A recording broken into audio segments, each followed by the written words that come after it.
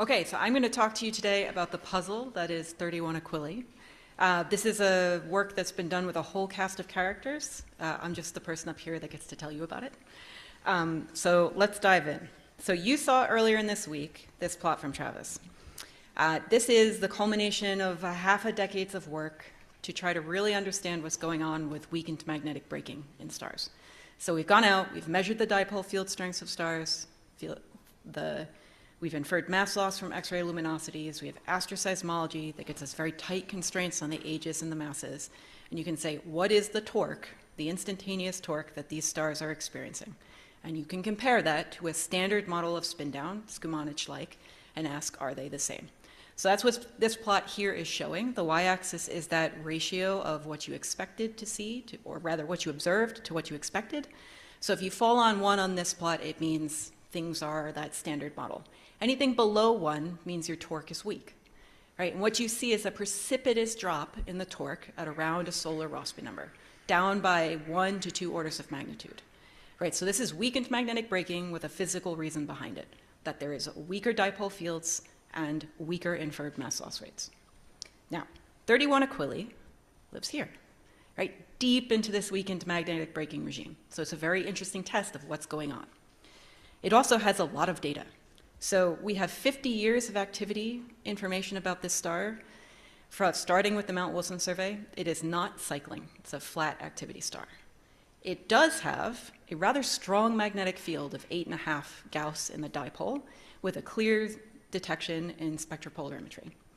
We have X-ray photons from this star that allow us to infer a mass loss rate from a Wood and Linsky scaling of roughly solar.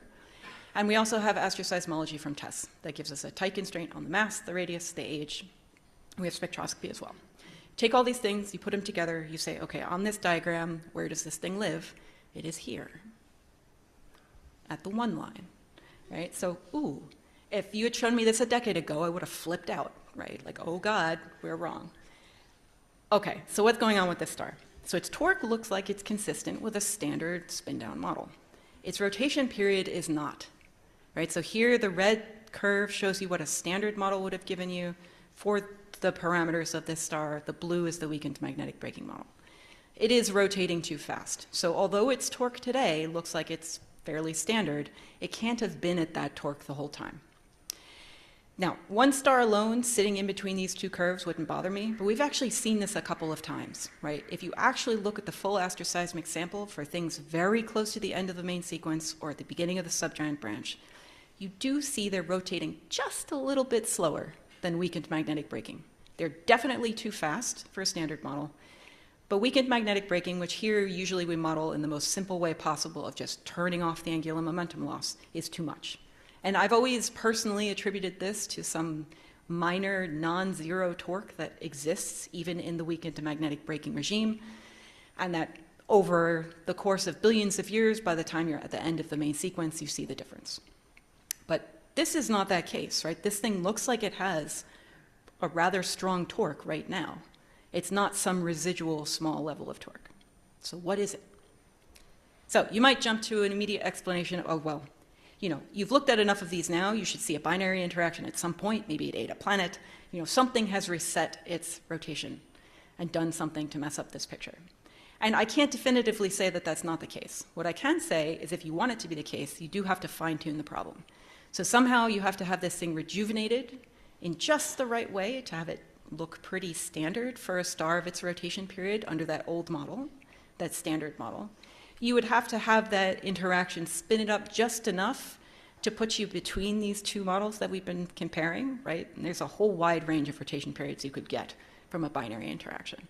And so you have to have all these things kind of fit together. The easiest way would be to have something about the structure be weird so that the Rossby number you think you're seeing it at is not the one it is. But there's nothing in the astroseismology that suggests it's an odd target. So let's shelve this for the moment and say, well, maybe you're just wrong about weakened braking. And 10 years ago, I would have been very, very, very concerned about this, but we have now a decade's worth of data that really suggests this is a real phenomenon. So if you want weakened braking to not be happening, you somehow have to get rid of the result that we have in this sample here, which is beautiful in that it both shows the braking is happening in terms of rotation periods and has an underlying physical mechanism behind it. The dipole fields are weakening, and the mass loss rates, inferred mass loss rates, are also getting weaker. And you also have to find some other explanation for what is now a growing list of population studies that have found that you need to have weakened braking in the latter half of the main sequence to describe the rotation distributions that we see. This is an incomplete list, but there's been many, many papers now. You see this again and again and again. So for now, it looks like weakened braking is indeed happening. So if you have weakened braking, but you also have this star, what could it be? And so we have begun to consider, what if weakened braking is just a phase that eventually does end, right? So it's uncomfortable because we turned it off, now we're gonna maybe turn it back on again. But we actually have some theoretical reasons to suspect that there might be a change once you begin to move towards these more evolved stars. So Sascha Brun and company, he may or may not talk about this later today, has run this beautiful suite of simulations at a wide range of Rossby numbers that allow you to probe what the magnetic fields are generated in these simulations, what their morphologies are, the sense of the differential rotation to get a really nice, complete picture, at least theoretically, as a function of Rossby number. They do not recover weakened magnetic braking. It doesn't happen in their models. They do see that there is a minimum in the rotation, in the magnetic field that these things generate. And that minimum occurs where in their models you go from a solar-like latitudinal differential rotation to an anti-solar-like differential rotation. And this transition from solar to anti-solar-like differential rotation is a fairly ubiquitous feature in these models, not just this group's work, but other groups as well. They also see that in the solar-like side of things, you have activity cycles that are solar-like, decades length of time. And in the anti-solar side, you have flat activity, like 31 Aquilae. Our weakened magnetic braking is getting you here, right? And you might look at this and say, well, if the sense of evolution is to higher Rossby number with later times, and you get to weakened magnetic braking and the angular momentum loss turns off, you should never, ever get to the side of this plot that is anti-solar differential rotation. You get there and you get stuck. But we actually don't think that's what's happening here. So this is a plot showing Rossby number as a function of time for a 31 Aquilae model. The beginning of this evolution is Skumanich-like. You spin down to higher Rossby numbers at later times. You hit the transition point where you turn on weakened or turn off the braking with weakened magnetic braking. And you don't actually just stay at that Rossby number. Right? This star is not losing angular momentum. What's happening is its moment of inertia is increasing as it's burning hydrogen to helium. That structural evolution under the conservation of angular momentum drives you to longer periods and higher Rossby numbers. The important thing to see here is that you can move in Rossby number once you have stopped spinning down, but it takes a long time. Right? This is 4 billion years of time to move 0.1 in Rossby number. Now, we could imagine that even though it takes a long time, you eventually do get there, because eventually you expand onto the subgiant branch. This triggers you to pass into the regime of anti-solar differential rotation. And for now, let's just turn the braking back on, right? It would give you something like this. If I had let this thing have a weakened braking model the entire time, it would look like this. And if I had had a standard model on the whole time, it would have looked like this. So this kind of gets us what we need, right? Which is, if I look at this thing instantaneously at kind of 9 billion years here, I would measure a torque that looks like a standard model. But its rotation period says it can't have been under that standard model torque its entire lifetime. It also preserves the pattern on the main sequence of weakened braking that we see, right? It takes a very long, even if you're the Rossby number where you turn off, you transition to weakened braking, and the Rossby number where you change to anti-solar differential rotation and rejuvenate your dynamo are very close to each other. It still takes you billions of years of time to get between them because your Rossby evolution is now on a nuclear timescale because of that slow structural change. And so you can preserve the signature you see of weakened braking on the main sequence and also have this pattern show up in the post-main sequence. Okay, this is uncomfortable because I've invoked 2 transitions and I'm using a single star, and that's a very dangerous thing to do in this game. So what should we do to show ourselves whether or not this is happening? Where should we look on the HR diagram? So this plot shows the difference in rotation period that you would expect between a standard model of spin down and a weakened magnetic braking model with no turn it back on shenanigans, right? And yellow here is about a factor of 2. And so you begin to accumulate the difference between these two models in the late main sequence. But on the subgiant branch, there's not a subtle difference between the rotation periods. It's a factor of 2 different, very obvious. If you allow the braking to turn back on under the establishment of anti-solar differential rotation, you get something that looks like this.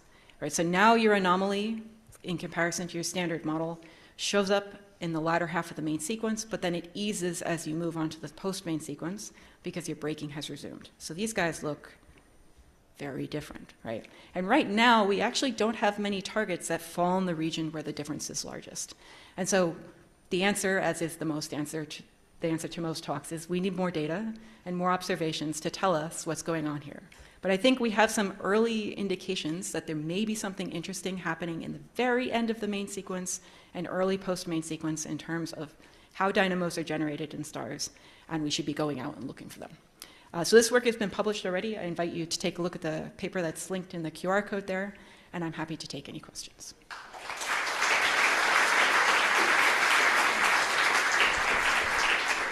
Questions for Jennifer? Uh-oh. Okay, you first. Please state your name and affiliation. Hi, Jen. So the error bars on age were pretty large. Yeah. And how did you get the age? It's astroseismology. Any prospects for improving that? I think so. I think the more you can, for this particular target, probably not, because we detect all the way out to L equals 2, and I don't think it's going to get better. But in general, if you're testing this on the subgiant branch, you don't even need astroseismology to get relatively tight constraints on what your properties are. So this star is very, very near the turnoff, so it's not far enough along yet to really leverage the subgiant branch power.